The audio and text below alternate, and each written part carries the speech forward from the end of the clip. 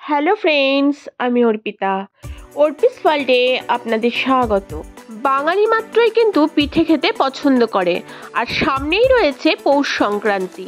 পৌষ সংক্রান্তিতে বাড়িতে পিঠা হবে না তা কিন্তু হয় না, আর সেই কথা মাথায় চিন্তা রেখেই আজকে আপনাদের সামনে শেয়ার করতে চলেছি পুলি পিঠার রেসিপি।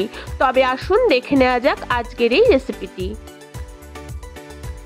এই রেসিপিটি বানানোর জন্য চালের ডো প্রয়োজন, সেই কারণে আমি এখানে 300 গ্রাম চালের গুঁড়ো নিয়ে নিয়েছি। আর অন্যদিকে ওভেনে একটা কড়াই বসিয়ে দিয়েছি। কড়াইটা যখন খুব ভালোভাবে গরম হয়ে এসছে, এর মধ্যে আমি দিয়ে দিচ্ছি 1 গ্লাস ঠান্ডা জল। এই জলটাকে কিন্তু আমি এখন ফুটিয়ে নেব। একটু যখন জলটা গরম হয়ে আসবে তখন তার মধ্যে দিয়ে দেব পরিমাণ মতো একটু লবণ। দেখুন জলটা খুব ভালোভাবে ফুটে উঠেছে। এই সময় এর মধ্যে চালের গুঁড়োটা দিয়ে দিলাম। এগুলোকে খুব ভালোভাবে নেড়ে চেড়ে এর কিন্তু আমি একটা ডো বানিয়ে নেব। আপনি যদি আমার চ্যানেলে নতুন অতিথি হয়ে থাকেন তো অবশ্যই আমার রেসিপিটাকে লাইক করে আমার চ্যানেলটাকে সাবস্ক্রাইব করে পাশে থাকা বেল আইকনটা প্রেস করে দেবেন, যাতে পরবর্তী সময় আমি রান্নার কোনো নতুন রেসিপি নিয়ে আপনাদের সামনে হাজির হলে আপনাদের কাছে নোটিফিকেশনটা সবার আগে পৌঁছে যায়। এইভাবে 2-3 মিনিট নাড়াচাড়া করলেই কিন্তু আমার ডোয়ের খামিটা রেডি হয়ে যাবে। ডোয়ের খামিটা রেডি হয়ে গেছে, তাই আমি একটা পাত্রের মধ্যে নামিয়ে রাখলাম। এটাকে খুব ভালোভাবে মেখে নিতে হবে। যেভাবে আমরা লুচি বা পরোটা করার সময় ময়দা মাখি, ঠিক সেইভাবেই সফটভাবে এই ডোটা কিন্তু মাখতে হবে। যত ডোটা ভালো মাখা হবে তত কিন্তু পুলি পিঠাগুলো ভালো হবে, সেটা মাথায় রাখবেন। এই দেখুন কি সফটভাবে ডোটা কিন্তু মাখা হয়ে গেছে। অন্যদিকে পুলি পিঠার পুরটা রেডি করব, তাই ওভেনের মধ্যে কড়াই বসিয়ে তার মধ্যে দিয়ে দিয়েছি খেজুরের গুড়। গুড়টা খুব ভালোভাবে ফুটে এলে এর মধ্যে আমি দিয়ে দেব আগে থেকে কুড়িয়ে নেওয়া নারকেল। এখানে আমি একটা নারকেলের কোড়া ব্যবহার করেছি। এই নারকেল দিয়ে খুব ভালোভাবে গুড়ের সঙ্গে মিশিয়ে এটাকে কিন্তু শুকনো মতো করে নিতে হবে। ক্রমাগত 5-7 মিনিট নাড়াচাড়া করলেই কিন্তু নারকেলের সঙ্গে গুড়টা শুকনো হয়ে আসবে। এটা করার সময় গ্যাসের ফ্লেমটা কিন্তু অবশ্যই লোতে রাখবেন, না হলে কিন্তু পুড়ে যেতে পারে। এই দেখুন নারকেলের পুরটা রেডি হয়ে গেছে। পুরটা রেডি হয়ে গেলে পিঠেটাকে তৈরি করে নিতে হবে। তাই চালের যে ডোটা বানিয়ে রেখেছিলাম তার থেকে কিছুটা অংশ নিয়ে নিলাম। এটাকে এখন রুটি আকারে বেলে নিতে হবে। একটু মোটা করেই কিন্তু রুটিগুলো বেলতে হবে, সেটা কিন্তু লক্ষ্য রাখবেন।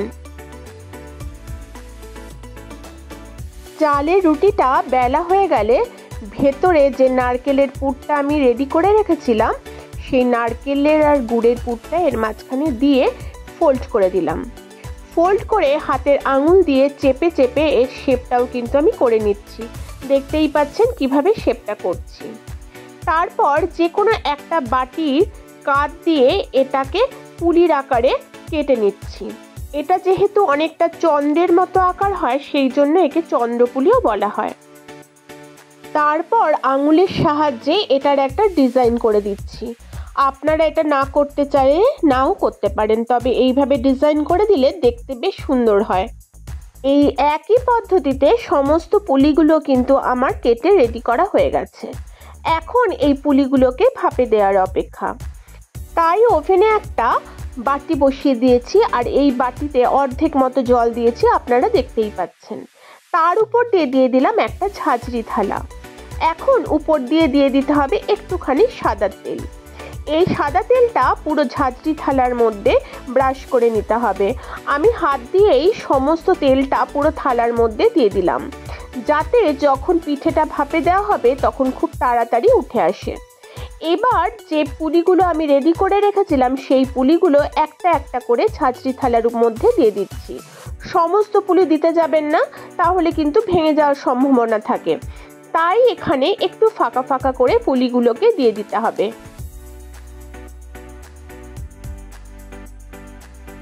6টা পুলি আমি এর মধ্যে দিয়ে দিলাম। এবার এটাকে স্টিম করতে হবে, তাই উপর থেকে একটা থালা চাপা দিয়ে দিলাম। এইভাবে এখন 10 মিনিট এটাকে স্টিমে দেব। 10 মিনিট হয়ে গেছে, আমি একটা খুন্তির সাহায্যে থালাটা সরিয়ে নিচ্ছি। দেখে কিন্তু বোঝাই যাচ্ছে পিঠেগুলো রেডি হয়ে গেছে, কিন্তু পিছন দিকটা কতটা হয়েছে সেটা দেখার জন্য একটা খুন্তি দিয়ে সমস্ত পিঠেগুলোকেই উল্টে দিচ্ছি। পিঠেগুলো যখন সব উল্টে দেওয়া হয়ে গেল তখন এটাকে আরো 2 মিনিটের জন্য ঢাকা দিচ্ছি, যাতে নিচের দিকটাও খুব ভালোভাবে হয়ে যায়। 2 মিনিট পর ফিরে এসেছি। এখন দেখতেই পাচ্ছেন পিঠেগুলো আমার পারফেক্ট ভাবে রেডি হয়ে গেছে।